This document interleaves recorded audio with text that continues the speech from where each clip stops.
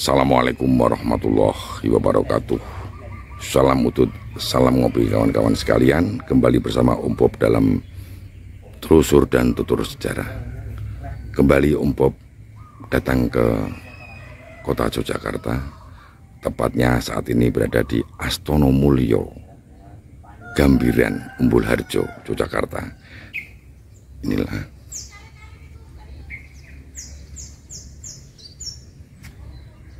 makam Ki Juru Giting, Manurjo, dan makam Tumenggung Mayang. Di bawah pohon hari besar ini, baiklah, Om Bob akan menuturkan dari jauh dari makam ini. Assalamualaikum warahmatullahi wabarakatuh.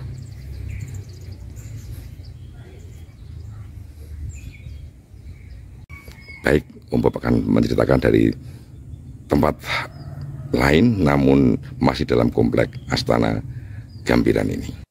Assalamualaikum warahmatullahi wabarakatuh, kawan-kawan sekalian. Salam utut dan salam ngopi, kawan-kawan sekalian. Kembali bersama Om Bob dalam telusur dan tutur sejarah. Dan saat ini Om Bob masih berada di salah satu sudut makam persarian Gambiran, Umbul Harjo, Yogyakarta. Kawan-kawan sekalian, di Yogyakarta tersebar banyak sekali makam-makam semacam ini. Tidak jauh dari makam Gambiran ada makam Tumenggung Surotanu, itu di dekat Nitian. Di Nitian sendiri ada makam Beliau Raden Ronggo dan Kanjeng Ratu Pakubuwono. Semua makam-makam yang tersebar ini ada di bawah otoritas keraton, baik Keraton Surakarta maupun Yogyakarta Hadiningrat. Ada juga makam Ki Ageng Karanglo. Memang tersebar karena memang dahulu di Yogyakarta ini memang ada wilayah-wilayah yang menjadi kekuasaan daripada tokoh-tokoh tertentu. Dan tokoh-tokoh tertentu dimakamkan di sini. Ini makam-makam kecil. Di samping makam-makam besar, komplek makam-makam keraton, ada Pajimatan Imogiri, ada makam Giriloyo di Imogiri, ada juga Banyu Sumurup. Banyak sekali makam-makam yang merupakan bukti sejarah, di mana dari makam-makam ini kita bisa menelusuri sejarah masa lalu dari Mataram Islam khususnya. Dan salah satunya adalah di makam Gambiran ini. Om Bob pernah sampaikan di makam Gambiran ada beberapa tokoh, yaitu Ki Juru Giting, Pangeran Manduro, dan di samping makam Manduro Negoro, ada makam yang selama ini Om Bob cari, yaitu makam Tumenggung Mayang. Tumenggung Mayang. Dan Tumenggung Mayang ini makamnya tidak hanya ada di Gambiran. Di daerah Gatak, Sukoharjo juga ada makam Diyakini. Diyakini merupakan makam Tumenggung Mayang. Banyak juga yang ziarah di Gatak, Sukoharjo. Namun di sini ada makam Tumenggung Mayang. Terlepas kebenaran di mana Tumenggung Mayang, yang jelas Tumenggung Mayang itu seorang tokoh yang pernah ada dan memiliki peran kiprah. Dan salah satunya Tumenggung Mayang ini merupakan tokoh yang nanti memicu puncak konflik antara Pajang dengan kawasan yang disebut dengan Mataram. Saat itu Mataram belum menjadi sebuah kerajaan, masih salah satu kadipaten ya, atau kawasan perdikan yang dikuasai oleh Ki Ageng Pemanahan, kemudian Ki Ageng Pemanahan Sedo tahun 1675 sekitar itu, dan digantikan dengan putranya yaitu Ngabeyi Loreng Pasar atau Danang Sutawijaya, atau nanti saat Jumeneng-Noto tahun 1686 bergelar Panembahan Senopati. Tumenggung Mayang. Om Bob akan cerita secara sekilas tentang Tumenggung Mayang, karena kenapa Tumenggung Mayang ini menjadi pemicu puncak konflik. Om Bob akan kembali ke zaman era Pajang. Tumenggung Mayang ini Om Bob sampai saat ini nggak tahu latar belakang atau silsilah dari Tumenggung Mayang. Om Bob cari, googling juga tidak ketemu. Namun kelihatannya Tumenggung Mayang ini merupakan salah satu keturunan bangsawan dari Pajang.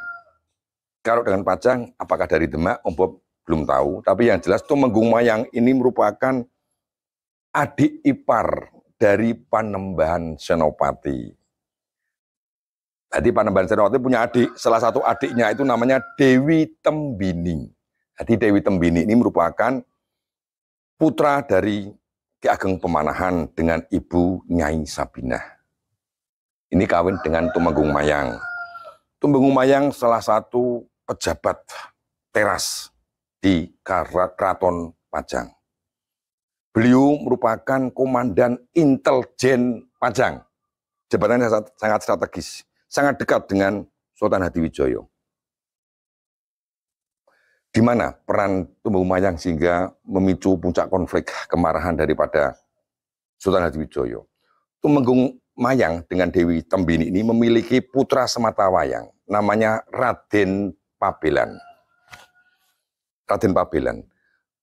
Raden Pabelan merupakan putra Tumenggung Mayang yang sangat ganteng, namun memiliki tabiat yang kurang baik. Beliau sering menggoda wanita-wanita di Keraton Pajang, termasuk istri-istri daripada pejabat Pajang.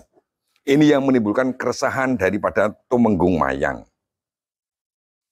Dan masalah Tumenggung Mayang ini Ombo pernah bahas ketika Ombo berada di Laweyan, di dekat Sungai Laweyan, karena Sungai Laweyan itu menjadi bukti sejarah tentang Raden Pabelan. Singkat aja kawan-kawan sekalian, kenakalan daripada Raden Pabelan ini membuat prihatin daripada Tumenggung Mayang. Sehingga Tumenggung Mayang ini menantang anaknya.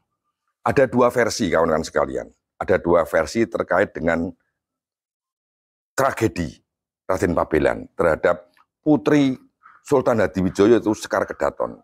Karena nanti Tumenggung Mayang ini masuk dalam keputren dan berasik masuk dengan Putri Kedaton, dan ini menimbulkan kemurkaan, dan Sultan Hadiwijoyo membunuh Raden Pabelan dan mayatnya dipenggal kepalanya dan dilempar di Sungai Laweyan. Ini ceritanya seperti ini, singkat ada dua versi. Versi pertama, Raden Pabelan ini memiliki guru ilmu hitam dari daerah Banyuwangi, dari Osing. Ombo lupa nama guru spiritualnya itu. Beliau ahli memelet wanita lah. Tumenggung Mayang marah. Ini satu versi mengatakan bahwa Tumenggung Mayang ikut membantu Raden Pabelan masuk ke keputren. Yang kedua, Raden Pabelan masuk ke keputren tanpa sepengetahuan daripada Tumenggung Mayang. Ini. Untuk versi pertama, Tumenggung Mayang memang pengen Pabelan menjadi menantu Sultan Hadiwijoyo. Yang kedua, Raden Tumenggung Mayang tidak merestui Raden Pabelan masuk ke keputren. Singkatnya, diceritakan dalam Selat Kondo dan Selat Babat Tanah Jawi, Tumenggung Mayang ini berada 1 minggu di dalam keputren dan tidak keluar-keluar sehingga ketahuan oleh pengawal raja, sehingga Raden Pabelan dihukum. Dibunuh saat itu juga dan dilempar mayatnya di Sungai Laweyan. Dan nanti ini berkaitan dengan kisah Ki Gede Solo, di mana nanti makam Raden Pabelan ini ada di Matahari Beteng Solo ya. Ada makam Ki Batang di sana. Ini nanti kaitannya dengan sejarah berdirinya kota Solo. Ini kemudian kemurkaan Sultan Hadiwijoyo ini berimbas juga kepada Tumenggung Mayang.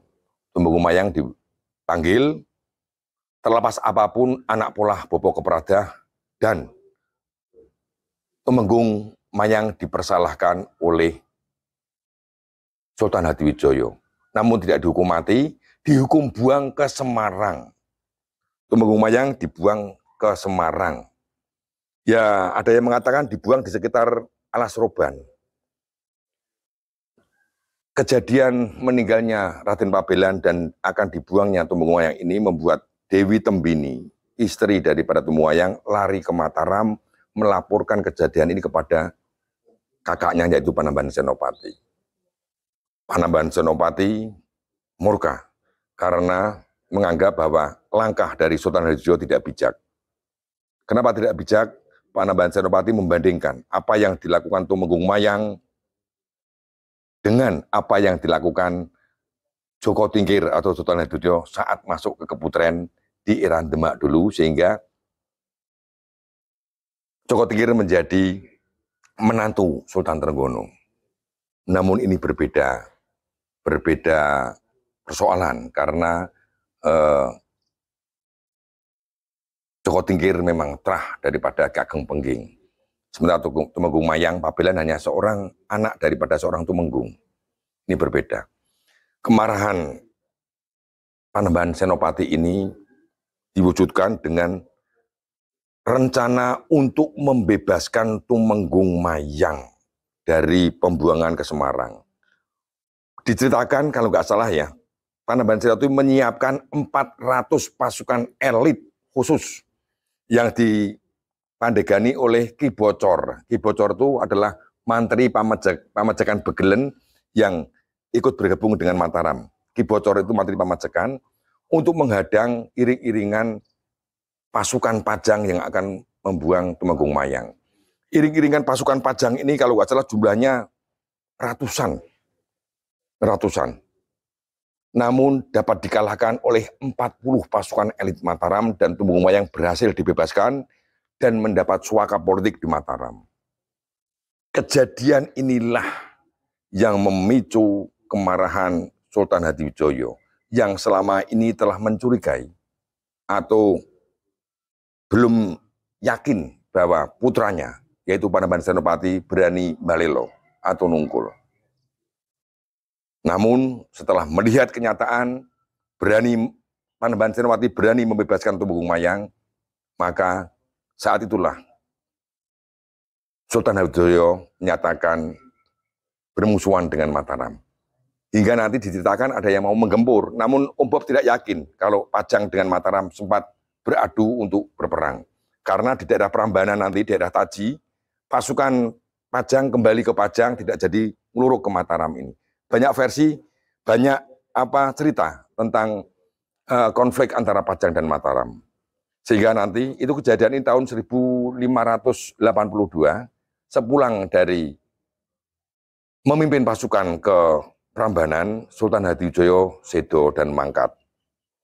Dan saat itulah nanti mulai era baru yaitu era Mataram, karena nanti tahun 1683 sampai 86 itu Pajang dipimpin oleh Aryo Pangiri, dan Aryo Pangiri kemudian hanya 3 tahun diusir oleh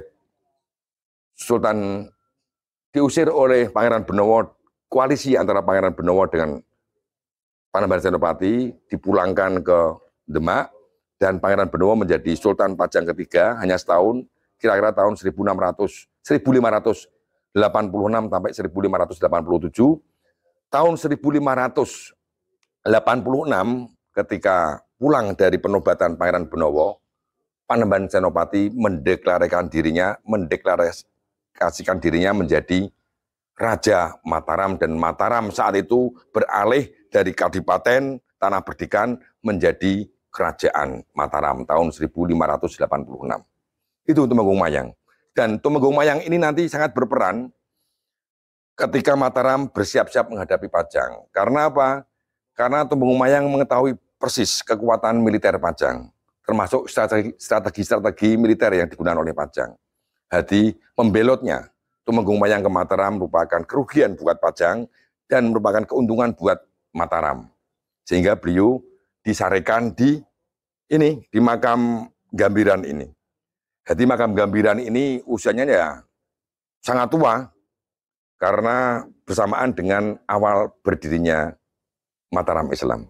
Itu saya kira kawan sekalian yang dapat Om Bob tuturkan sedikit tentang Tumenggung Mayang.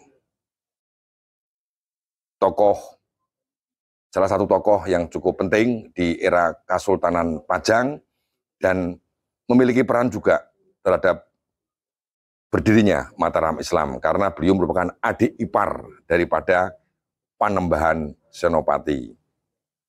Itu yang dapat Om Bob sampaikan, kurang lebihnya Om Bob mohon maaf.